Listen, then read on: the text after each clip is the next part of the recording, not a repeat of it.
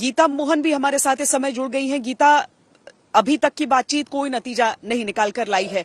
अब जो लड़ाई है वो बहुत गंभीर होती जा रही है। कीव को चारों तरफ से घेरने की जो कोशिश है उसमें कम से कम 3 ऐसे मार्ग हमें दिख रहे हैं जहां पर बहुत कड़ी भीषण लड़ाई चल रही है और रूसी फोर्सेस आगे बढ़ सकते हैं। ऐसे में क्या बातचीत के अगले दौर को लेकर कुछ पक्का है? क्या उसे लेकर हम कुछ हद तक कुछ समझ सकते हैं? ज़ेलेंस्की जो रोज बयान देते हैं, क्या वो समझ पा रहे हैं कि रास्ता जंग से नहीं बल्कि शायद बातों से ही निकले?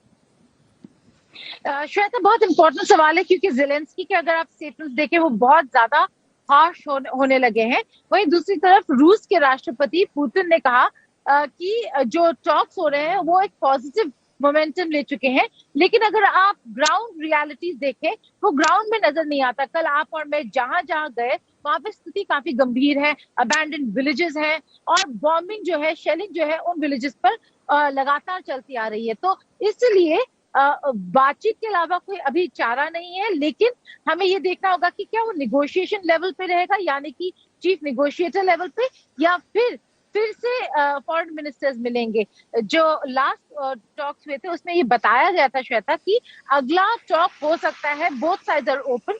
तो देखना होगा कि दूसरे जो सेकंड लेवल ऑफ टॉक्स होंगे, सेकंड राउंड ऑफ टॉक्स होंगे, उसमें क्या आगे बढ़ेंगे, क्योंकि कहीं ना कहीं अगर आप देखें रूस के डिमांड्स बढ़ते जा रहे हैं और जितना देर लगाएगा यूक्रेन इस नेगोशिएशन को खत्म करने में उतने उनके डिमांड्स और वो एनवेलप और पुश करते रहेंगे।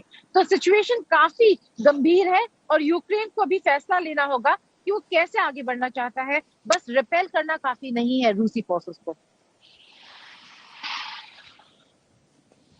वाकई उससे कोई नतीजा, कोई समाधान, कोई हल निकलेगा नहीं। रामेश्वर सिंह जी पत्रकार हैं, मॉस्को से हमारे साथ जुड़ रहे हैं। रामेश्वर जी, ये समझाइए कि रूस ने क्या वाकई 4 दिन का टारगेट लेकर चला था कि वो कीव तक यहां पर पहुंच जाएंगे? और अगर 17 दिन इस समय हम देख रहे हैं तो रूस की उस मंशा को हम कैसे समझे? वो क्या चाह रहा है और किस तरीके से चाह रहा है?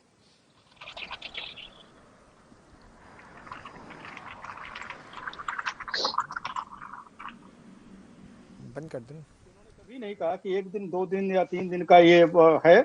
इनका ये है कि इनके लोग पब्लिक को हार्म न हो, वो धीरे धीरे इनकी आर्मी जो बढ़ रही है मिलिट्री बेस को ये टारगेट कर रहे हैं। और जैसे इसके पहले आपने कहा, जितने भी शहर, बड़े शहर हैं, चाहे वो मरियोपोल हो, चाहे कीव हो और दूसरे बड़े शहर हो, उसको ये उसका घेराबंदी करके और धीरे धीरे आगे बढ़ रहे हैं जिससे कि जान माल का खतरा न हो और जो बिल्डिंग्स हैं जो वहाँ वो उनको खतरा ना हो, लेकिन जब तक कि इनकी आर्मी के ऊपर कोई खतरा नहीं होता। तो इसलिए जो है रूस ने ये कभी नहीं कहा कि हम ये कोई टारगेट नहीं बनाया था कि इतने दिन में हम ये कीव को या यूक्रेन को अपने हाथ में ले लेंगे। तो जो आज भी लोग कह रहे हैं कि एज पर टारगेट हम लोग अपना पर डेली कीव का की वो पूरा कर घेराबंदी रहे हैं। सीधे तौर पर ज़ेलेंस्की से जुड़ रही है, और अगर उससे जुड़ रही है तो आपके हिसाब से किस तरीके से वो संभव होगा? क्या सैन्य तरीके से, या फिर एक बार घेराबंदी करने के बाद जो शर्तें पहले थी इस युद्ध से पहले, उन शर्तों को एक बार फिर सामने रखा जाएगा? श्वेता जी, ये बहुत अच्छी चीज है कि तीन राउंड ऑलरेडी टॉक्स हो चुकी हैं, लोग मिल चुके हैं। अब इस बार तो जो है विदेश मंत्री लेवल की टॉक हुई है, तो एक पॉजिटिव वो आ रही है। लेकिन रूस के प्रेसिडेंट ने इसके पहले ही कह दिया है कि इसके बीच हम मिलिट्री को न रोकेंगे, न हम वापस बनाएंगे। तो ये लोग आगे बढ़ते जाएंगे जब तक कोई पॉजिटिव कोई जो इनकी डिमांड है उसको अगर नहीं मानते, तब तक ये मिलिट्री ऑपरेशन चलता रहेगा।